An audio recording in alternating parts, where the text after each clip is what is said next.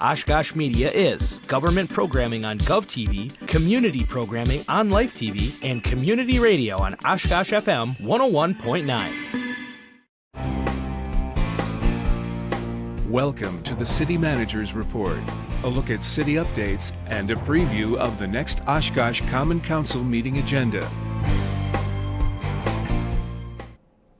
And thanks for joining us for another edition of the City Manager's Report. I'm Andy Raddick, and in a moment we'll be joined by City Manager Mark Roloff. As usual, in the first half of today's show, we'll have some municipal news updates, including information from city departments and things happening in Oshkosh.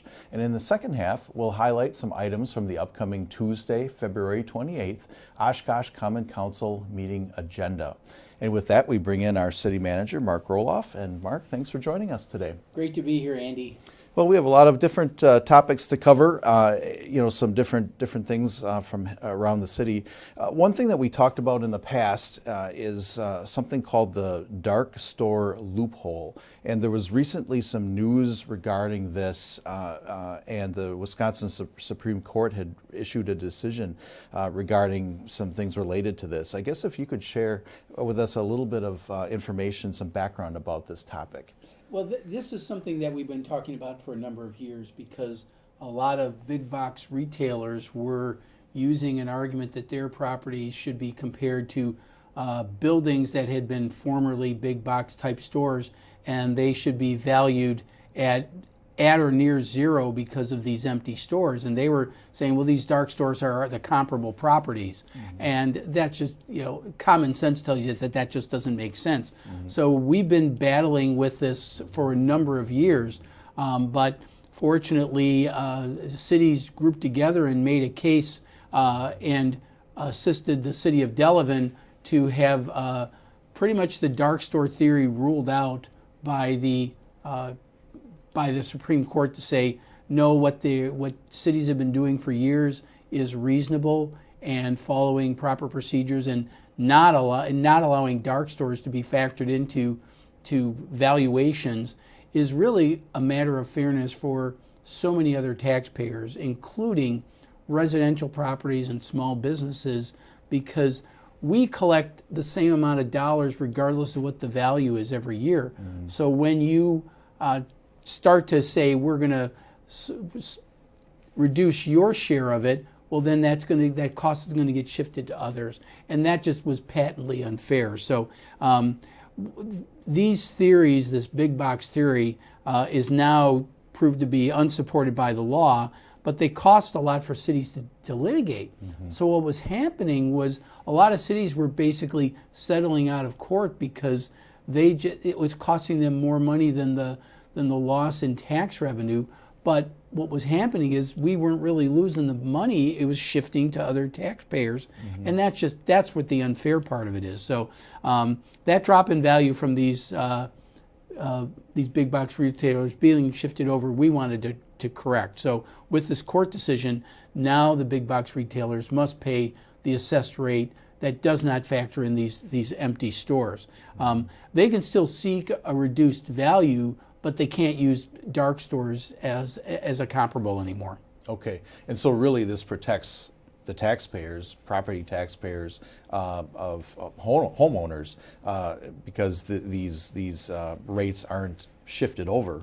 Right, this is a win for fairness of more than anything, because this is about how the property tax pie gets distributed. So this will have a favorable impact on property owners' future tax bills because the shift isn't going to be towards them. And the shift in the last few decades has been to shift it over to property tax residents. And I just don't think that's appropriate or fair. Okay, all right. Well, good information on that topic, and we'll keep an eye on that as this continues to develop. The Oshkosh Fire Department is using some new technology, and this will really help them to be more efficient in their dispatch calls. I understand that this recently went into service. Yeah, this is something that's called automatic vehicle locating, and it just got put into place on February 1, as you said. And the system uses real-time GPS signals to determine which vehicle is closest to a particular call. So with our dispatchers through the county sheriff's department, they can have that information. This information connects with the dispatching software to say what's the closest appropriate unit based on the call type. So if it's a medical call, EMS call, they'll know which unit is closest. And sometimes 30 seconds can save a life. Not exaggerating that at all. So vehicle distance to calls is measured by travel time, not necessarily distance. So the road closures are programmed into the system to recommend the unit that can arrive first. So it takes all those factors into consideration because that can vary from day to day. Right. So our police department already uses this, so this was a matter of just extending this technology into the fire department. But it's absolutely great technology, and I'm pleased that we're able to use it for our fire and EMS service. And it's great that the fire department continues to improve and find efficiencies, and this is a good example of that. It's a great example. Okay. Over at the Oshkosh water filtration plant, we've talked for a while about the Clear Wells project over there, and currently members are being sought for a ad hoc committee to take a look at some of the aesthetics of what's being developed over there. Yeah, the council approved the formation of this committee to get that very input that you're talking about. And they're seeking 5 to 7 individuals from diverse backgrounds. And the resolution that created the committee talked about some of the variety of people to look at, because there's so many different interests. Certainly the boating community, the fishing community, neighbors who live near the filtration plant, as well as business interests. And so this is just an example that you can see sort of a bird's eye view of what the water filtration plant looks like. And you can see, you've got Lakeshore Drive right in front of the plant, and then it's on each side is Merritt and Washington and Menominee Park to the north there. So it just gives you an idea of different things. But this area there, that's where the clear wells are going to be above ground. So we want to try to minimize the negative impact it will have on the neighborhood. Mm-hmm. And even when I was arguing for a different water tank there, it was always acknowledged that it was going to have a negative impact. So what can we do to minimize the negative impact that's going to result from this mandate? And I think that the committee taking a look at that can give us good input. We can run things by them and see what they think, so that we can go back to council and say, here's what some citizens think about this, and here's what staff thinks about it, and here's how we can move forward to make this a successful project, even given the limitations that we have. Sure. And they'll be looking at certain things such as landscaping and the actual look of what the structures look like, some things surrounding that area, things like that. Yeah, the architectural finishes on the buildings, what type of landscaping, and there's limitations there, but we want to educate the group to say, okay, we understand what we can and can't do, so then use creative juices to figure out, are there other things? And of course, this group is going to be thinking about Menominee Park to the immediate north, right, and the residences, on at least 2 to 3 other sides, and of course the view of the lake and the view from the lake. So all those things got to factor in, and hopefully they'll be able to make these recommendations, and we can get the project off the ground. Mm-hmm. And this committee might have their work finished up by August 1st, so it's not really a long-term commitment. Right, that's the goal of it. And but one of the other things we talked about was what can we do with education, and there might be some things that will carry on, talking about the history of the area, why the plant is there and not somewhere else, but just anything we can do to inform the public and tell the story about what we're doing will be great. Okay, all right. And more information is available about that committee on the city's website at the Hot Topics area that you can see there. You can click for more information and fill out an application. Okay, recently a generous donation was received by the city for some vehicle barriers, and this is for special events, and the Oshkosh Convention and Visitors Bureau was able to step forward to provide some assistance here.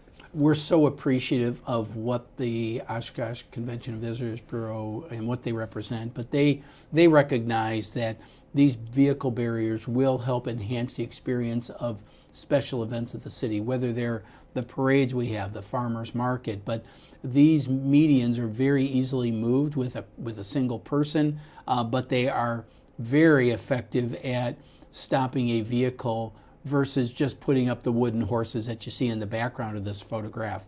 A lot of this is in reaction to what happened, the tragedy in Waukesha. City of Waukesha has also purchased these, but I really want to point out not so much the barricades, because the barricades are going to be great, but the fact that the Convention and Visitors Bureau was willing to recognize the value for events, and they're putting up half the money. And we'll be able to provide these at special events a day or night, as we can see here, but they'll be out there for the Christmas parade and things like that. And there were 24 barriers that are being purchased, so half the cost of those. Yeah, and there's a specialized trailer to get them to and from the events, and then you get them off, and they're pretty easily moved around. So we're excited about this. Well, anything that can be done for safety and security, it's a great investment. Appreciate their donation. Absolutely. Thanks so much to the Convention and Visitors Bureau. Okay. Recently, Mark, there was a Oshkosh community survey that was posted on the city's website, and there were paper copies as well. So the results have come in, and now the survey has been posted on the city's website. Yeah, the city staff has been working with our citizen engagement consultant, Polko, to conduct these surveys now. And it's a quality of life survey for residents of Oshkosh, as well as just, how do you feel about city services? And we've also participated with Polko with something called the National Community Survey, more focused on quality of life, but we get benchmarks against other communities. So we can see how we compare to what residents in other communities think. So we're excited about that, so we can do that comparison and then identify ways that we can improve. And that's really what this is about. It's about continuously improving the services we provide residents. And there's comments in there that say we could do better in some areas. Absolutely, that's something that we need to be looking at. Originally, the survey was doing to just get us an idea of what we do for budgeting purposes, and that still exists, but measuring the quality of the services and getting that type of input is also very important. And so we've decided to put this survey, the results of the survey, on our website in our Hot Topics area. So when you click everything at the website, you're going to get connected to this National Community Survey specifically for Oshkosh. So we're excited about this. And all the previous surveys from previous years are also posted there. So if folks would like to take a look back, it's all posted right there on the city's website. Have at it and take a look. Okay, recently the Oshkosh Parks Department received a prestigious award for one of their staff members, and we'd like to just give a little bit of kudos over to Jenny over there. Yeah, Jenny McCallion, our Revenue Facilities Manager, received the prestigious 2022 Park Section Outstanding Professional of the Year Award at the Wisconsin Park and Recreation Association, or WPRA, conference. Jenny's been a professional in the parks and recreation field for 20 years, and you may or may not know Jenny, but you'll know exactly the programs that she's created and then implemented successfully. Not only does she oversee the Menominee Park Zoo concessions and admissions, but she also coordinates a lot of the Parks Department special events at the Leach Amphitheater and other events like Zuluing Boo, Breakfast with the Bunny, Brews on the Bay, Live at Leach. Those are all things that Jenny has helped create and manages on a regular basis. So we want to congratulate Jenny for her years of service and a recognition by her peers. Sure, and recently there have been some event postings for things coming up. Breakfast with the Bunny you had mentioned, and there are some concerts that are coming up on Tuesday evenings this summer. All of that information is posted on the Parks Department Facebook page. So take a look there, and you'll see a lot of what's coming up, and you can get signed up for some of those events. So congratulations to Jenny. Okay, we wanted to point out that clearing the snow off of sidewalks is important. Not only is there the requirement that the sidewalks be cleared within 24 hours of the end of a snow event, but there are also other reasons and background why this is important. Yeah, we often get asked that question, why do we have to do it within 24 hours? And I think we kind of try to explain, put yourself in the shoes of other residents who may rely on that to as transportation infrastructure, sidewalks for people who are walking. That's very important. And it's not just people for recreation. Some people use it to go to work, to go to shopping and things like that. Mm-hmm. It is critical infrastructure, sidewalks are, in urbanized communities. Mm-hmm. And so, one of the examples that we've used, and we hate to use a tragedy, but right. This didn't happen. This happened close by in Green Bay just a few years ago, where an individual in a wheelchair couldn't navigate the sidewalk, so they went out on the street because they really had no other choice. And as a result of that person was hit and was killed. So, and had the sidewalks been cleared, the resident would have stayed on the sidewalk and would have been out of harm's way. So I know a lot of people, I don't like scraping the sidewalks when it's cold and icy, and it seems frustrating, but there's a human side to why we do it. And that's just one example, and we don't want to have ourselves in a situation where we would put somebody at risk. So that's why we're so insistent on it, and hopefully people understand that. So sidewalks, clear them within 24 hours after the snowfall's stopped. Please don't cover the fire hydrants. Don't throw snow into the street, because that just recycles it and brings it back to your sidewalk. So those are just little tips, and certainly we want people to be aware of that. Some reminders after the recent snowfall that we've had around the city here. So just take a look at that and just try to be mindful and courteous for your fellow residents here.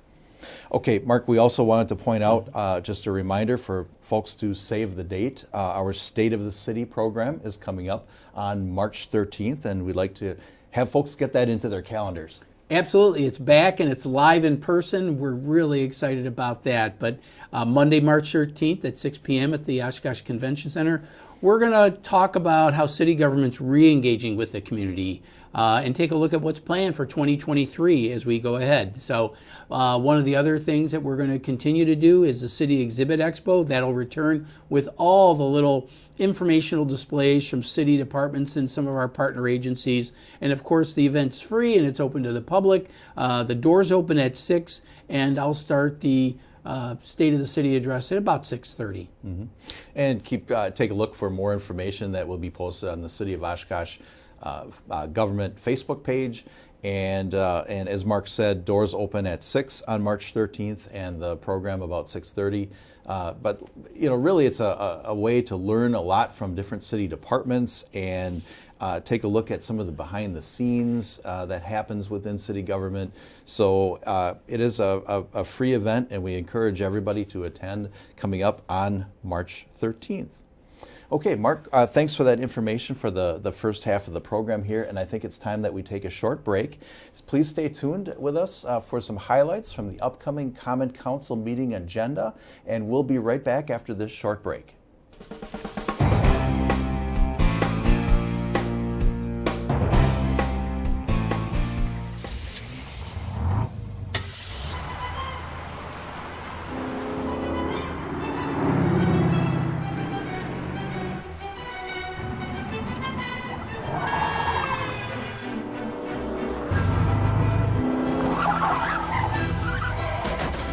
This winter, pay attention, go slow, and stay in control while driving on Wisconsin roadways.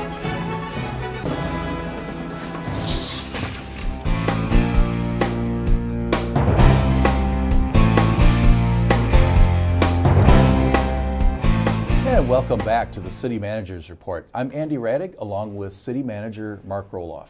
Let's take turn our attention over to the agenda items from the upcoming Tuesday, February 28th Oshkosh Common Council meeting.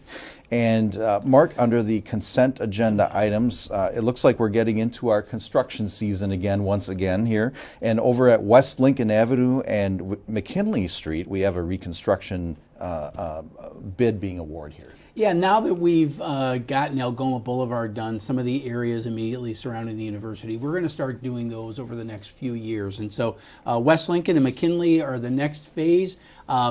This project, the bid award is for over $4 million. So it's a pretty extensive project. Again, this isn't just about the condition of the streets, it's all the underlying infrastructure. Mm-hmm. And some of this infrastructure actually still dates back to the 1800s. So we're slowly getting rid of the 1800s sewers and everything, but we still have to do some catch up on that. So we're going to award this. We've already awarded Wisconsin Avenue, and actually that's going to be starting next week. People will see that starting. So construction season is starting, and I'm excited about it. And getting that progress on taking care of streets is so important. And this is another way of us continuing to move forward. All right, and I'm sure we'll see more of these to come here as we get along into the season here. Okay, we also have an item that is taking a look at some information about the lead service line inspection campaign. And this is another way that the city can get the word out to folks about this important inspection campaign.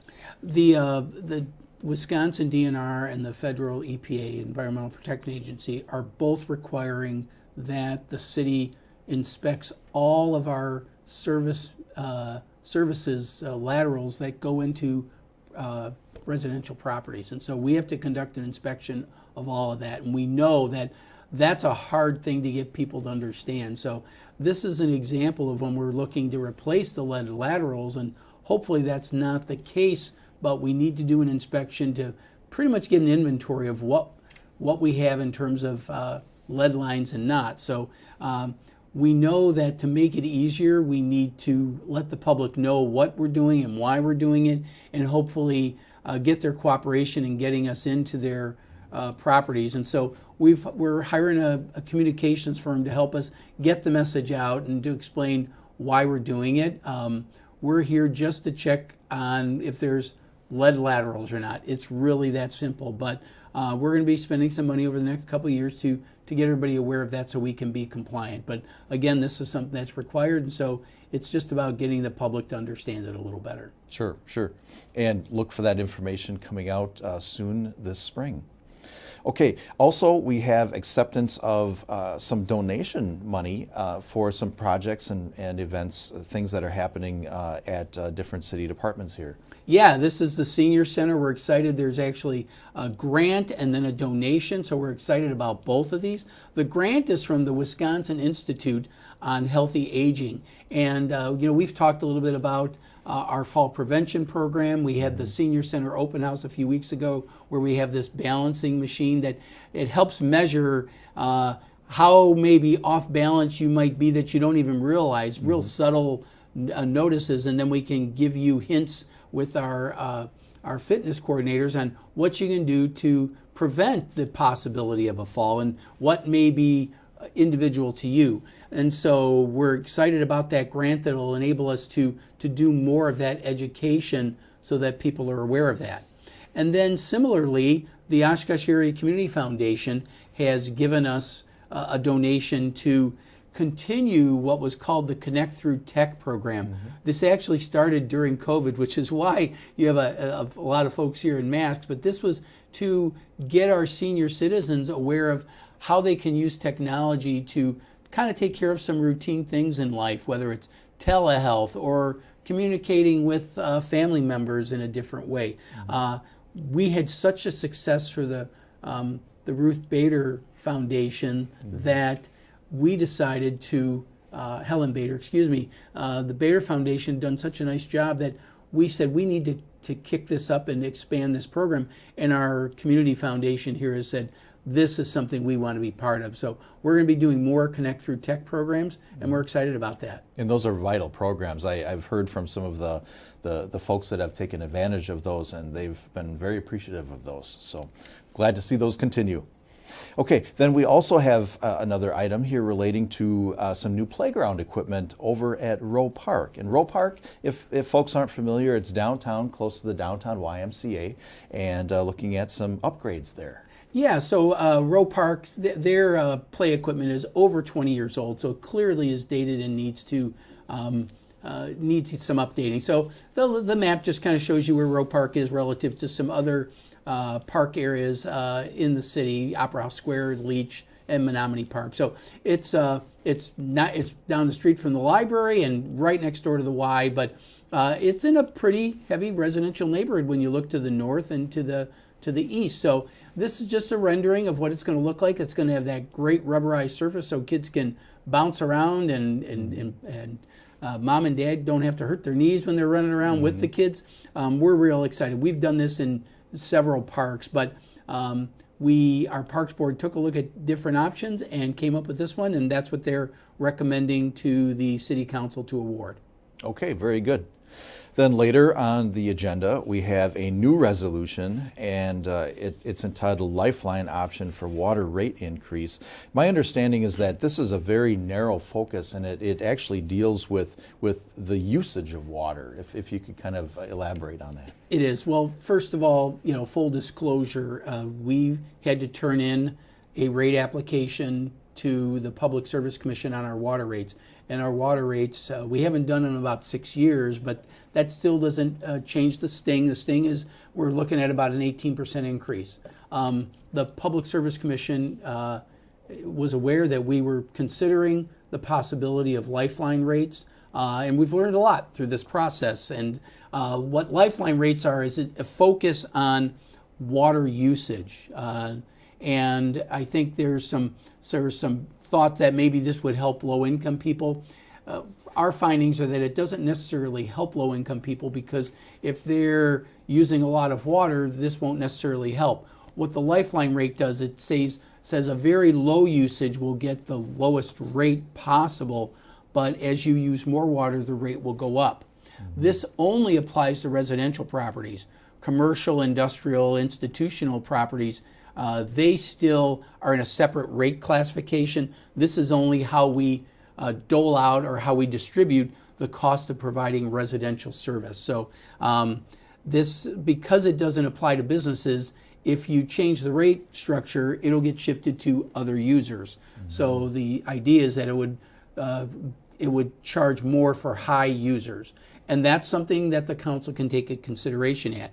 But the Public Service Commission does not allow us to set up separate rules for income-based rates. That's just not allowed. So if we're trying to help low-income people, we may not necessarily achieve that objective. So I'm a little hesitant to recommend it, but the council will make a call if this is something that they want to do, and we'll see where they go with it. And this doesn't apply to businesses? Doesn't apply to businesses at all. Total separate rate classification, so it's not going to impact business or industrial rates at all. Okay. All right. Then we also have a new resolution. We are distributing some of the American Rescue Plan Act, otherwise as known as ARPA funds, to a project here. Yeah. Well, the city received a little over $20 million through federal ARPA. This is totally separate from other institutions, and the council allocated 75% to infrastructure projects and 25% to non-infrastructure. So it's about $5 million. So far, we've allocated out about half of that, a little over $2.5 million. The latest project that I'm bringing forward for council's consideration is for the Oshkosh Kids Foundation and the Tiny Homes Project. We've been assisting them in all the regulatory and planning side of it, but we have not provided any financial assistance to this. They've been doing this fundraising by themselves. So this represents about 5% of their total project costs, and the $225,000 is intended for site work that they had to do to get the site ready. We're excited to report that they've already had at least 2 families that have already moved in. These are examples of the homes as they were getting built in the factory, but this $225,000 is a relatively small amount in the scheme of things for their project, and we're a little over 50% of our non-infrastructure allocations done. So this will get us up to about 55%. So we're slowly making this, but these are renderings of what it's going to look like. But they've done a lot of work already, and we're going to be covering those site prep costs. So all the donations for the buildings in that are coming from private individuals. So we're excited about that. Okay. Well, very good. Thank you for those insights on that and everything else here today. I think we're about out of time. Thanks for joining us today. It's always a pleasure, Andy. Okay, and thank you for joining us today. Again, that Oshkosh Common Council meeting is coming up at 6 p.m. this Tuesday, February 28th at City Hall, which is located at 215 Church Avenue. You can watch that live on GovTV, which is Spectrum Channel 10, UVerse Channel 99, and streaming on oshkoshmedia.org. Or you can listen on the radio, Oshkosh FM 101.9, which is also online, and on the TuneIn radio app. Join us again in 2 weeks for another City Managers Report. Thanks for watching.